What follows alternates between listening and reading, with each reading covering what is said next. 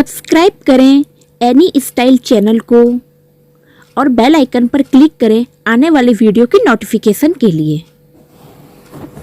Hello friends, welcome back to my channel any style. Guys, हम सभी के wardrobe में एक ब्लू जींस तो होती है और आपके पास भी होगी। अगर आप उसे एक ही तरीके से पहनते पहनते बोर हो गए हैं, कुछ डिफरेंट पहनना चाहते हैं, तो इस वीडियो को जरूर देखिए। आज के मेरे वीडियोस में मैंने जींस को डिफरेंट स्टाइल से पहनना दिखाया कि आप जींस को डिफरेंट स्टाइल से किस तरीके से पहन सकते हैं, जो कि बहुत ही सुंदर लगती है। तो आइए स्टार्ट करते हैं आज का वीडियो। Let's go started.